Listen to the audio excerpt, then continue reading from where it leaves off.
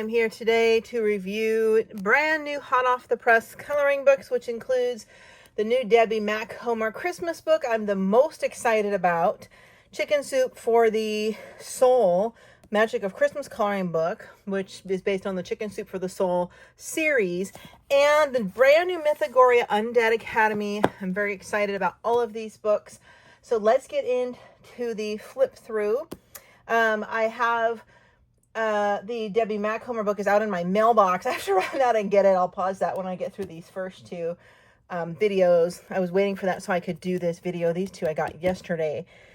And so if you're new to my channel, I do have a Halloween contest going on where I'm giving away a free set of Star Dry Gold pencils, the 120 set. So you'll have to join my Facebook group, the Coloring Oasis Adult Coloring Community, which I've linked below. Under the featured tab at the top of the page, there's a poster that says enter for your contest here. Color any Deborah Moeller coloring book picture that has kind of a monstery Halloween-y theme. Submit it and you will be entered for the contest. And the drawing for the winner will be on Halloween on the 31st. Okay, let's get started. So we're going to look first at, of course, Mythagoria's Undead Academy. They've come out with quite a few. Haunted Hearts, which I did one for my new Patreon, Poison and Passion. I have to say that for those who don't like horror, like gory horror, which I do not either, these last few of their books are very timid. This is a spinoff of the Mythographic series. A lot of the same artists that cross over, but it's for like creepy stuff, Halloween-y stuff, horror stuff. They did one book earlier on called Gory Underworld, which was pretty dark. That one is actually didn't keep that one. But you know, this is Alessandra Fusi. My favorite, The Haunted Hearts, is Fabiana Attanasio, which is more like a Victorian romance. So you'll see a lot of the same artists, and whether you like horror or not, the art is incredible, depending on whom the artist is. Poison and Passion I like a lot as well, and I forgot who did that one. Oh gosh, that is can't remember. Anyway, so but you'll see like a lot of she looks like she's like an elk, right? She has fangs, but it's like a mythology or a celestial kind of a witchy practice going on here. And what I like about these books are they are single-sided. You can tear them out. You can use markers. Here we have like a cat, some spider webs. This is the Undead Academy is obviously supposed to be probably like the dark, you know, adult version of Nevermore or Harry Potter school, you know, but more for creatures and dark stuff. But here we have like a mermaid. Here's the school. I mean, is this not very Hogwarts reminiscent? So this isn't really that dark, right? We have like a mermaid. She's got like kind of little fangs, but she has mermaid ears, like an eel's under here. Nothing too horrific. And a lot of them are very interesting. Like she has something coming out of her eyes, like coffee or something like that. It could be whatever you want, I guess. Little skeleton faces in the flowers, just like little haunted details like this. I love to color in these books all year round. I love the hand plants. And I think these are the most creative. I mean, mythographic books are really quite creative, especially depending on the artist, but these I think are on par. And they don't have the hidden objects, which is great. That looks like a typewriter. So this one feels the most Halloween to me, even though I think Haunted Hearts is my favorite, although I haven't fully looked through this one yet. Yeah, this is like a wizard, warlock, sorcery kind of a scenario. Speaking of which, same one here, red. This book, book 1 of 3. And it's a couple years old. I'm reading it for the first time. It is absolutely amazing, and I'm in love. It is one of the best books I've read in a very, very, very long time. In fact, it's giving me a lot of Outlander vibes and addictions, if you like Outlander. It is also a new Netflix series. So I watched the first episode on Netflix before I started the book, like a few days later. so I'm like, I'm not gonna watch it anymore. I'm gonna read the book, right? So I got like halfway through the book. I'm like, I can't handle this. I gotta go back and watch the show in tandem with reading the book. This is like an old Crow Witch. So I go back and I'm watching the show and the first season, and I'm reading the book at the same time. And I kind of wanted to compare how much is true in the book versus in the movie. And there's a lot more in the book, as always, than in the show, not movie, but in the show.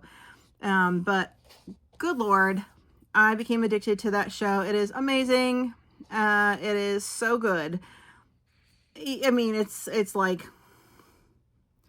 yes, there's more in the book, but it brings it all to life, and it's so good. It's just amazing. It's kind of on par with a dark academia.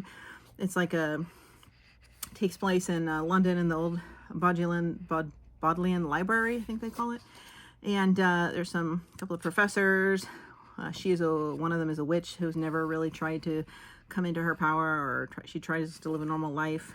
The other is a vampire who seems like a normal, very, very attractive, might I add, guy whom I love. The character in particular. I'm sorry, the actor. Let's just put it nicely. I forget his name, but oh man, I can sign up for that boat. And stay on.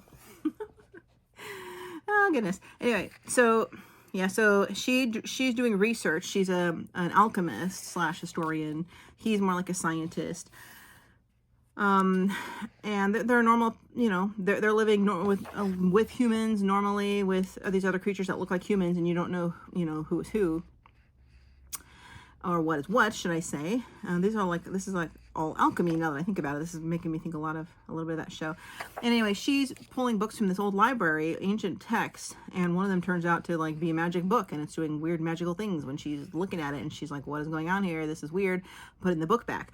So she puts the book back, and suddenly all these creatures, aka humans that are, different kinds of non-human lineage, are following her, because it's like the book that's been missing for, I don't know, hundreds or thousands of years or something, and explains how there became these different species, and everybody wants answers. So everybody wants this book from her. So he starts to kind of protect her. He wants the book as well for his own research, but it becomes this obvious romance, and it's incredible. It's amazing. So I'm actually working on putting it into a booktube. I had a booktube that kind of died off last year because I have all my surgeries and stuff, and I'm trying to revive my booktube, and I'm going to put that in along with some other witchy books and things I'm reading. I can share that with you guys if you want. Another channel that I'm working on, but this book is making me think of that. But it is so good. I mean, the book is just like incredible. It is so good.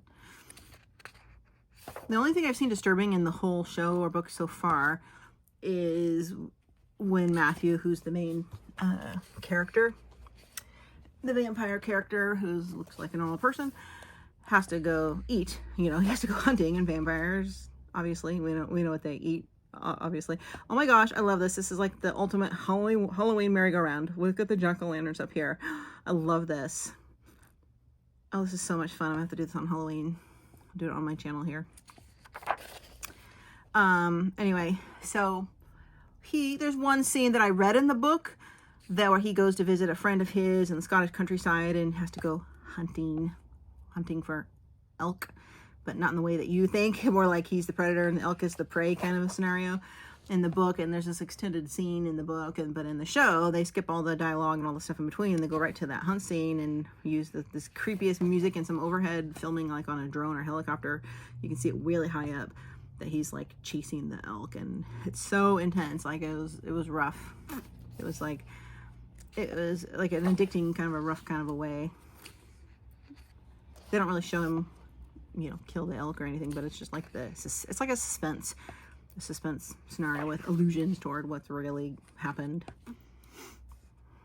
So yes, Discovery of Witches. So anyway, I just finished. My point is, I was only going to watch a few episodes. Ooh, this is neat. The crypt, the graveyard, the hands coming out. I was only going to watch a few episodes while I'm reading, but it was so darn good that I just whizzed through all the shows in like 2 days, just like 8 of them or something. It was so good. And now I'm like, man, I still have the book left, so I'm still doing it. But now I can at least compare which is better, or if there's a difference. So far, they're kind of different, but on par. Oh, look at the gumball machine with little baby heads. See, nothing too terrible in here. No blood and gore, just like weird, creepy kind of stuff. Skeletons, and she's like a witch.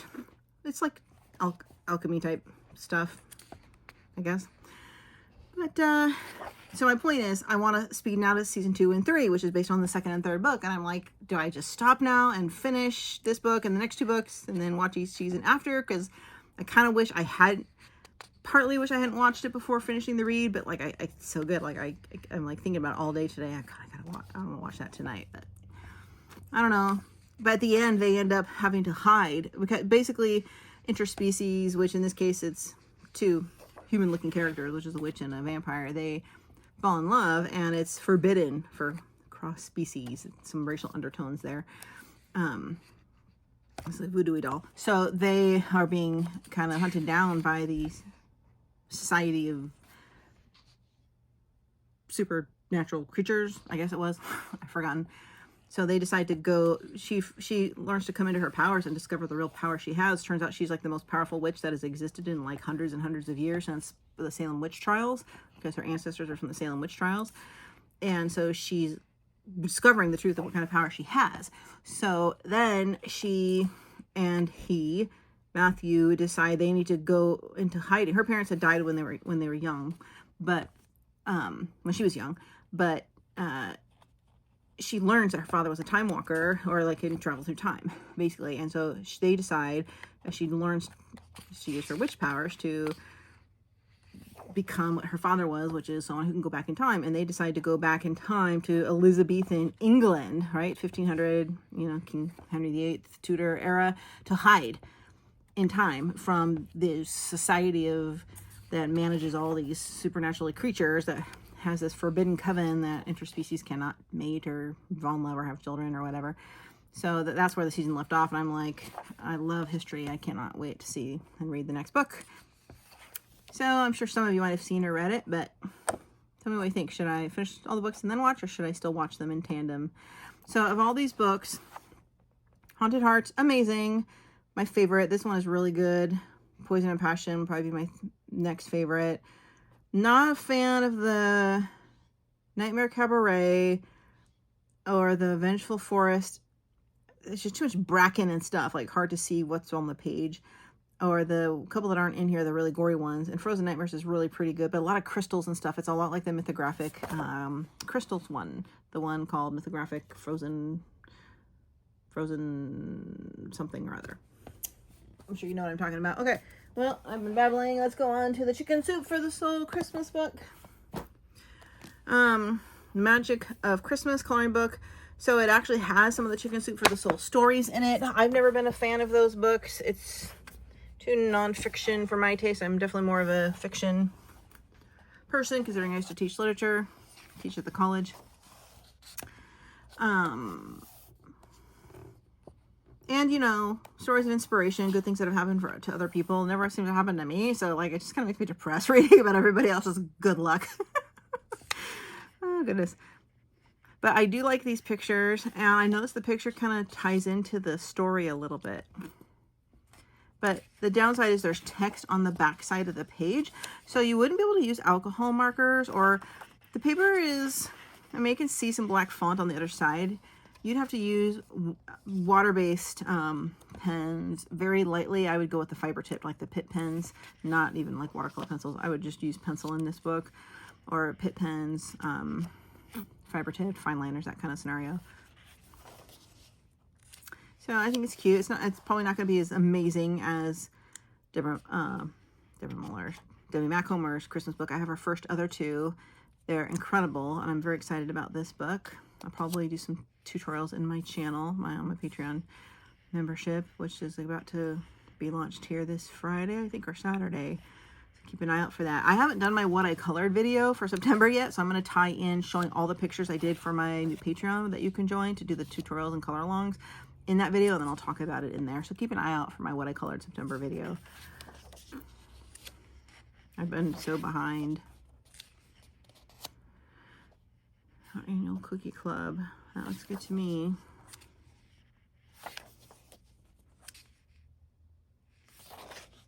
But yeah, you guys should get that book. I'm going to link it below. It's that good.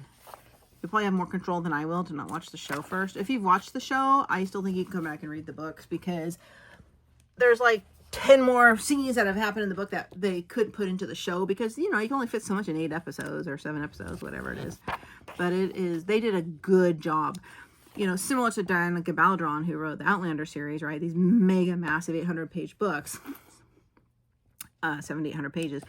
The Outlander series does a very good job of each series following each book, but there's only a fraction of what's in the book in the series, and they pick out the most important points. They weave or weasel, I was going to say, in the most important plot points into the show, but you miss a lot of things in between that they might just like something that a character might refer to verbally in one sentence is something that would have been a whole scene in the book. But anyway, that Outlander's got to be outstanding. My favorite show of all time. I've probably seen the whole series at least 5 times. It is incredible, and I absolutely love it. And I can't wait to see this next season they're about to release.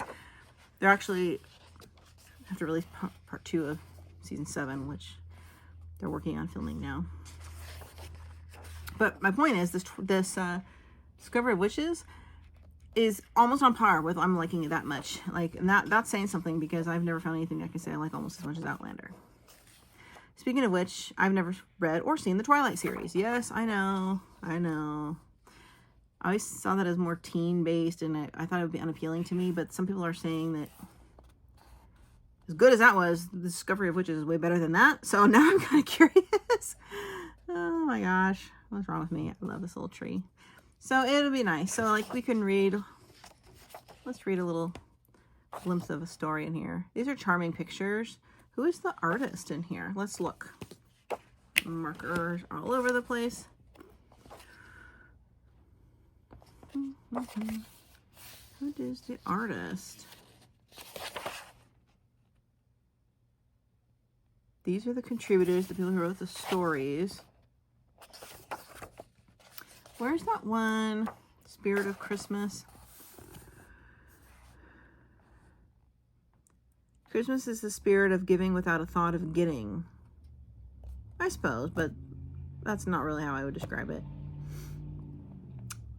I think it's all about the food and the music, personally, and the books and the coloring books, but that's just me. Oh my gosh.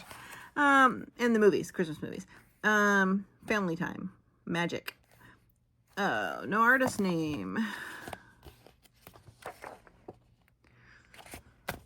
Published by Chicken Soup for the Soul. But who did the cover and interior? By Daniel Zakari. Okay. Daniel Zakari, I guess. Anyway, it's cute. And these are like little first person perspective using pronouns I did this, I did that, versus she did, he did, which is third person. So it's first-hand accounts of good things that happen that relate to Christmas. So if you're into that kind of thing, I love the book, the pictures. Not sure I care about the text, but you might. Let's go. I'm going to run out and get the Debbie book, and I'm going to finish this up. I went out to my mailbox. It is here.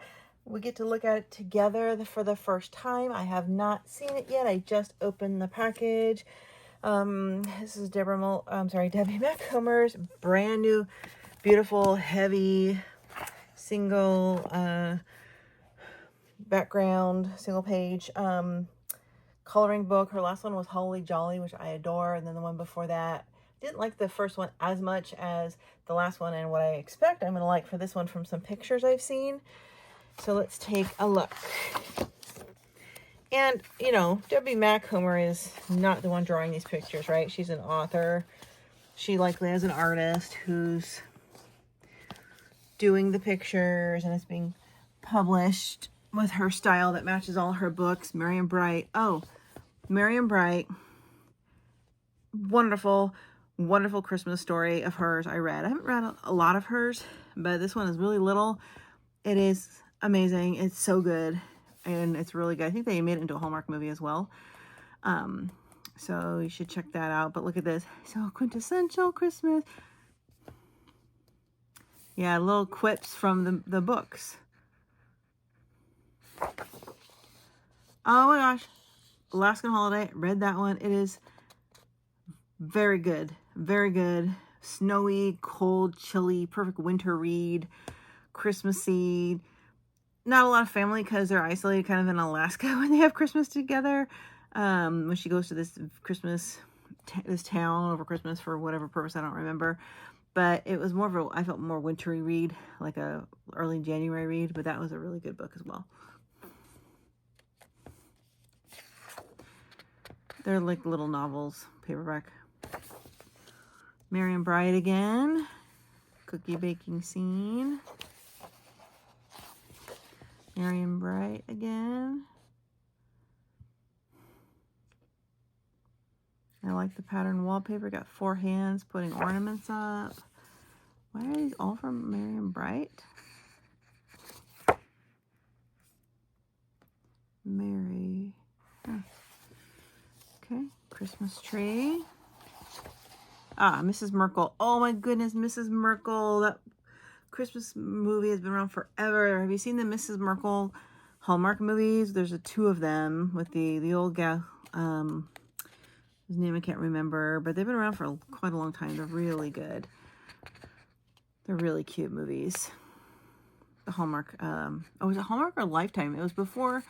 They're probably about 10 years old. It was before Hallmark started doing so many like ad nauseum repeat type movies. Was Hallmark and not Lifetime, right? I don't know. Just look up Mrs. Merkel, the Christmas movie. It's amazing. I haven't actually read the book. 12 Days of Christmas.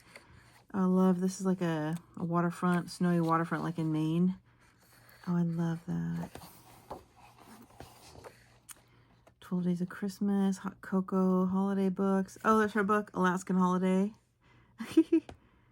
Starry Night, another amazing book. I read that one. Of course, my favorite book of all time is A Christmas Carol, Charles Dickens. Mrs. Merkel again. Oh, there's the... Oh, I love it. Yeah, it's this really cute little village. Oh, I love it. I'm so excited about this book. Dear Santa. I've not read this book or seen any movie made from it. Jingle All the Way. Oh, not the Arnold Schwarzenegger movie, Jingle All the Way. Her Jingle All the Way was made into a Hallmark movie, as I recall, which had one of the Hallmark actresses that I like the most, the brunette one, whose name, I'm terrible with names. I know faces really well, names, yeah, but that was a good one. Didn't read the book, but I saw the movie. Don't know. Dear Santa, knitting. Now, if you don't care about the quotes on this side, don't worry about using markers. I mean, this paper is pretty thick, but you'll probably see some alcohol marker through it if you did alcohol marker. Mrs. Merkel again.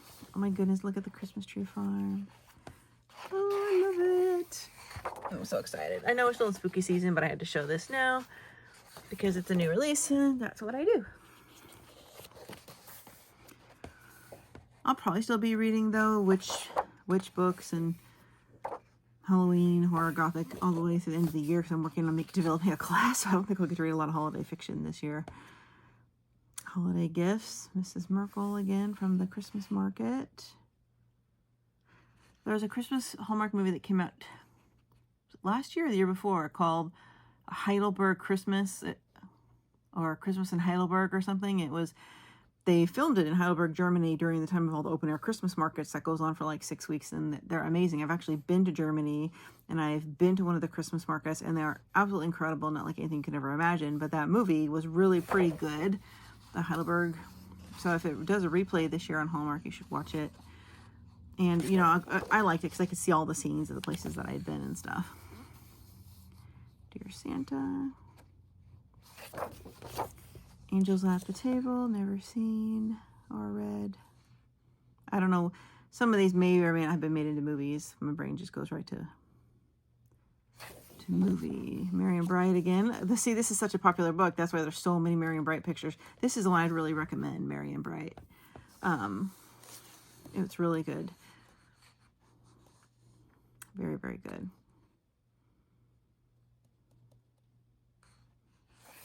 It inspired me a lot for my Christmas Darling. So, and Mrs. Merkle Christmas again. Good quality, thick paper. Mr. Merkle. I have not seen Mr. Merkle, but it looks like a little Vermont village. There's the kind of the, this one looks more like a Gilmore Girls scene with the cathedral and the gazebo in the middle. I want to go there to Stars Hollow. Mrs. Merkle Christmas. Any Gilmore Girl fans here? Say me. Every year in the autumn, I generally rewatch it. My favorite shows of all time. It's definitely on the top 5. Outlander's probably still first, but it's definitely got to be like, that's a toss-up. 2 or 3. I could swear this picture is in her other book. I'm gonna grab it because I think I colored this. Hold on. It's in my storage locker with all my Christmas books. I believe that I could swear I colored this picture. The cookie scene, the apron, everything looks similar. And I think it might be the cover on her Holly Jolly book. I'll go look after this, so I'll put it up here. So that's the only thing I've seen that looks almost a duplicate. Although I don't recall that heart. Christmas Spirit. Cover Starry Night. Not read that one. Oh, I love the stockings. Mr. Merkle again. Christmas Spirit. Never seen that or watched it. That one was made into a Hallmark movie and mystery, I think. Jingle All the Way. Good one.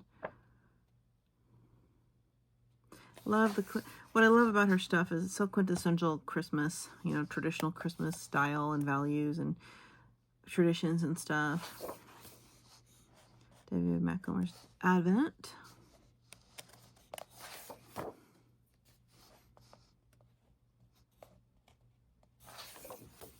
Starry Night.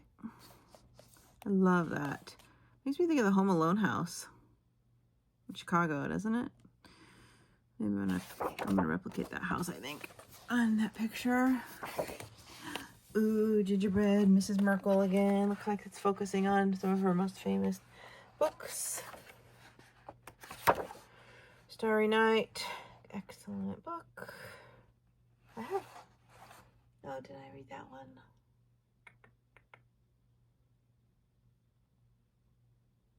I think I have it on my shelf. I'm gonna go look. Jingle All the Way.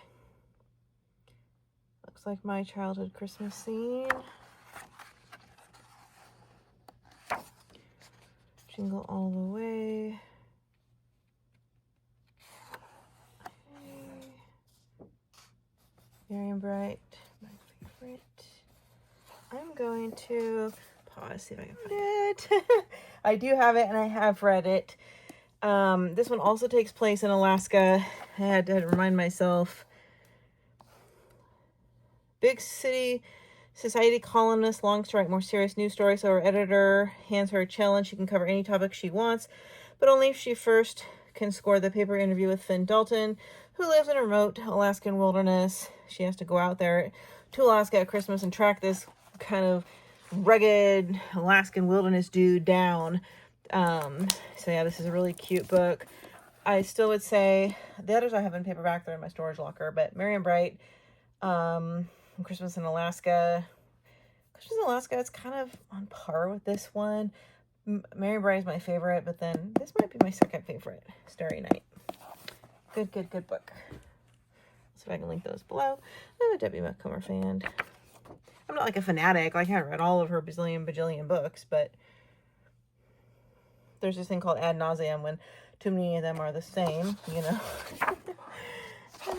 Although I gotta admit, her stuff is pretty addicting. I didn't get those last couple. What are these? These are tags you can make, I guess. Post Office North Pole. That's cute. Yeah, so that's it. Angels at the Table. Marian Bright again. Merry Bright is a tiny little thing. It's like a trade paperback, a small novel, but it's only like this thick. It's real small, but I love it. It's absolutely adorable. Okay, everybody, so that is brand new 3 books hot off the press for the holidays. I have to say I love these 2 the most. This one, I like the pictures, but I'm not keen on the stories. So I'm probably would lean more toward doing maybe just a few in there, where these 2 I can see myself doing the whole thing. So anyway, I will link all these books below. Thanks for watching. See you in the next video.